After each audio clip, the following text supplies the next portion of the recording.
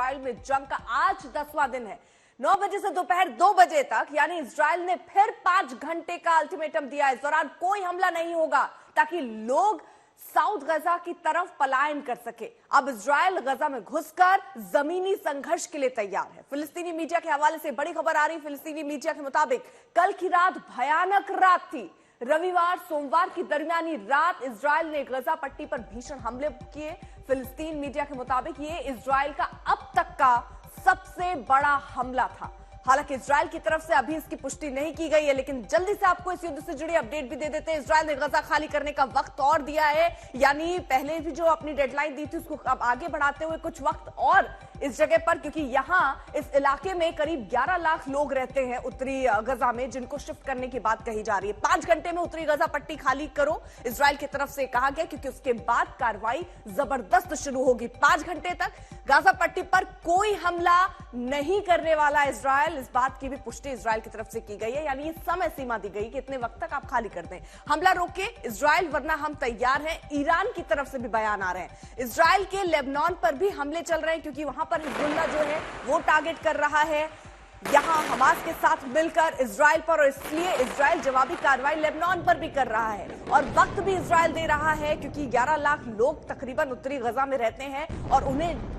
वहां से जाने के लिए कहा जा रहा है, क्योंकि अब जमीनी लड़ाई की तैयारी में इजराइल नजर आ रहा है। और जबरदस्त यहां पर धमाकों की आवाज भी लोग सुन रहे हैं, सायरन की आवाज सुनी जा सकती है। और अगर पिछले 6 दिनों में देखें तो इजराइल की सेना ने गजा पर 6000 से अधिक बम गिराए हैं। यानी अगर इसको इससे समझिए कि 2011 में लिबिया में समूचे युद्ध के दौरान नेटो सहयोगी देशों ने कुल 7700 बम गिराए थे, और उसकी तुलना अगर आप अभी कर लीजिए तो 6 दिनों में ही 6000 से अधिक बम इजराइल गिरा चुका है। यानी इजराइल ने पूरी तरीके से ठान लिया है कि हमास का खात्मा होना है। हमास ने जिस तरह इजराइल में घुसकर बर्बरता की, उसका जवाब इजराइल देने को तैयार है, लेकिन वो कुछ वक्त भी दे रहा है, जिसकी वजह से जो लोग उस जगह पर रह रहे हैं, अगर आप पूरी ये गाजा पट्टी को देखिए तो 23 लाख लोग तकरीबन इस इलाके में रहते हैं, लेकिन उत्तरी गजा वहां 11 लाख लोग रहते हैं, जिनको अभी कहा जा रहा है कि आप वहां से चले जाइए, क्योंकि अब हम हमला, यानी इजराइल हमला और तेज करने वाला है। ये हमले के तुरंत बाद की भी तस्वीरें हम आपको दिखा रहे हैं। आप समझिए किस तरह बम गिर रहे हैं, रॉकेट बरस रहे हैं। तो ये स्थिति महायुद्ध की है, जिसका महा कवरेज आप आज तक पर देख रहे हैं। पूरी की पूरी इमारत ध्वस्त हो रही है। ये देखिए किस तरह ये हमले हो रहे हैं, और जो हमास के ठिकाने हैं उनको चिन्हित करके उनके कमांडरों को भी ढेर किया जा रहा है इजराइल की तरफ से। एक संगठन के रूप में हमास को, खासतौर पर इसकी मिलिट्री विंग को इजराइल, अमेरिका, यूरोपीय यूनियन, ब्रिटेन और कई देशों ने आतंकवादी समूह घोषित कर रखा है।